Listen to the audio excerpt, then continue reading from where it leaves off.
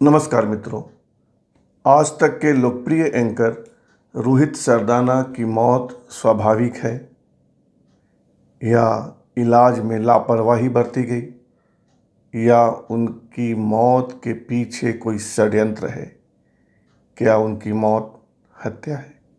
ये ढेर सारे सवाल सोशल मीडिया पर उठाए जा रहे हैं। कब, क्या, कैसे हुआ, कौन सवाल उठा रहा है, सब कुछ बताऊंगा, जाइएगा नहीं। 30 अप्रैल की दोपहर रोहित सरदाना की मौत की खबर आई थी। वे 5-6 दिनों से कोरोना से ग्रसित थे, उन्हें कोरोना ने पकड़ लिया था। नोएडा के मेट्रो अस्पताल में उन्हें भर्ती कराया गया था। 29 अप्रैल की रात 10 बजे तक वे ठीक थे। उन्होंने अपने सहयोगियों से बात भी की थी। कहा था कि 1-2 दिन में वापस आ जाऊंगा, बहुत तेजी से रिकवर हो रहा है, सब कुछ ठीक है। लेकिन सुबह के 4 बजे, 30 अप्रैल मान लीजिए, सुबह के 4 बजे उनकी तबीयत अचानक से खराब हो गई। उनको आईसीयू में ले जाया गया और दोपहर 12 बजते बजते यानी 30 अप्रैल की दोपहर 12 से 1 के बीच उनकी मौत हो गई। और तब से पूरे देश में हाहाकार है, खासकर राजनीति और मीडिया के लोगों के बीच। रोहित निश्चित तौर पर लोकप्रिय एंकर थे और कल शाम से ही यानी 30 अप्रैल की शाम से ही यह सवाल उठ रहा है कि क्या रोहित की मौत स्वाभाविक मौत है या उनके इलाज में लापरवाही, नेग्लिजेंस बरती गई या मौत के पीछे षड्यंत्र है, इशारा हत्या का भी है। सब बताता हूं।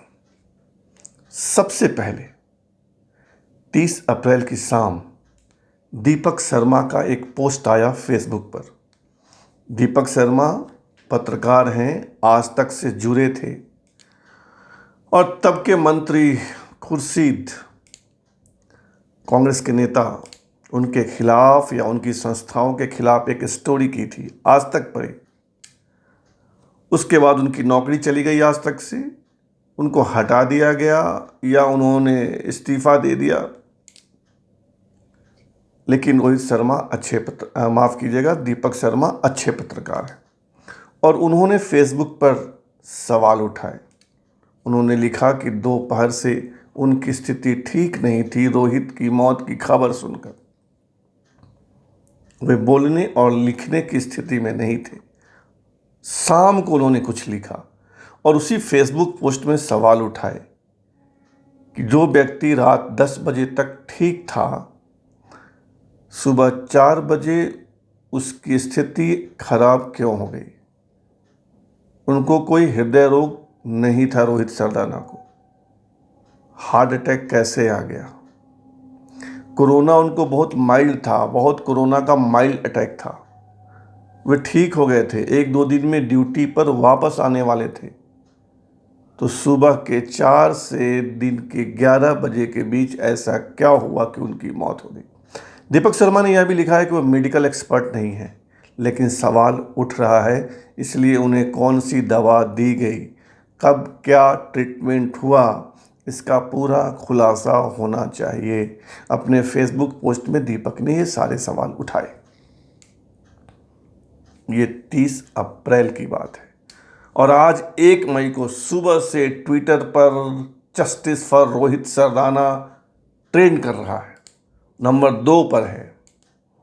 शाम 5 बजे तक, 1 मई की शाम 5 बजे तक 1,01,000 ट्वीट हो चुके हैं जस्टिस फॉर रोहित सरदाना। और उन ट्वीट्स में 2 बातें आ रही है। एक कि उनके इलाज में लापरवाही हुई है, नेग्लिजेंस हुआ है, उनको कौन कौन सी दवा दी गई, क्या ट्रीटमेंट हुआ, ये सब कुछ सामने आना चाहिए और इसके लिए सीबीआई की जांच आवश्यक है। Justice for Rohit Sardana.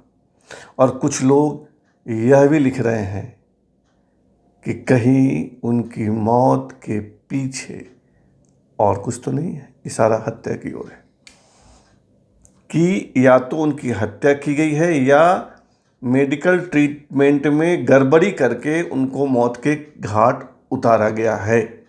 ये 2-3 तरह के सवाल ट्विटर पर चल रहे हैं। अलग अलग नाम हैं, अब कितने नाम गिनाऊंगा आपको और क्या क्या सवाल है, ट्विटर पे मिल जाएगा जस्टिस फॉर रोहित सरदाना। लेकिन रोहित की पत्नी प्रमिला दीक्षित ने ऐसा कुछ नहीं कहा है। ट्विटर पर प्रमिला दीक्षित का भी एक ट्वीट है, मैं वो आपको पढ़ के सुनाता हूँ उन्होंने क्या लिखा है शब्दशः। प्रमिला दीक्षित भी पत्रकार रही हैं, आज तक की शुरुआती टीम में थी, रिपोर्टर थी, अच्छी रिपोर्टर थी, और रोहित ने उनसे प्रेम विवाह किया था या प्रमिला दीक्षित ने रोहित सरदाना से प्रेम विवाह किया था, एक ही बात है। प्रमिला दीक्षित ने लिखा है अपने ट्वीट में, जीवन अप्रत्याशित है, आप सबकी ओर से मिली सांत्वना और संबल भी अप्रत्याशित है। कष्ट जीवन भर का है, लेकिन कोशिश रहेगी कि रोहित की तरह मजबूत रहूं। प्रेम की सार्थकता प्रेम बने रहने में ही है। नश्वर शरीर के जाने के बाद भी आप सभी का आभार। ये प्रमिला दीक्षित ने लिखा है। उन्होंने रोहित की मौत पर कोई शंका, इलाज में कोई गड़बड़ी, इस पर कोई शक शुबा नहीं जाहिर किया है। शुरुआत दीपक शर्मा से हुई थी और उसके बाद सुबह से ट्विटर पर ट्रेंड कर रहा है। कुछ लोगों ने लिखा है कि उनको कौन सी दवा दी गई और कुछ न कुछ उनकी मौत को लेकर छिपाया जा रहा है। वह क्या छिपाया जा रहा है, यह सामने आना चाहिए। सवाल मेट्रो अस्पताल पर भी उठाया जा रहा है। जस्टिस फॉर रोहित सरदाना बहुत तेज़ी से ट्विटर पर ट्रेंड कर रहा है और मैंने आपको बताया कि 1 मई की शाम 5 बजे तक 1,01,000 ट्वीट हो चुके हैं। रोहित एक खास वर्ग में बहुत लोकप्रिय थे। आज तक पर उनका जो शो था शाम 5 बजे का दंगल, वह भी लोकप्रिय शो था, डिबेट शो। लाखों लोग उसको देखते थे। अगर रोहित की मौत स्वाभाविक नहीं है या उसके पीछे कुछ है तो जांच करवाने में कोई हर्ज नहीं है। अब जांच होती है या नहीं होती है, जांच होगी या नहीं होगी, यह डिसाइड तो उत्तर प्रदेश की सरकार और केंद्र की सरकार के जिम्मे है। लेकिन ट्विटर पर जस्टिस फॉर रोहित सरदाना वैसे ही ट्रेंड कर रहा है जैसे कभी justice for Sushant Rajput trend करता था।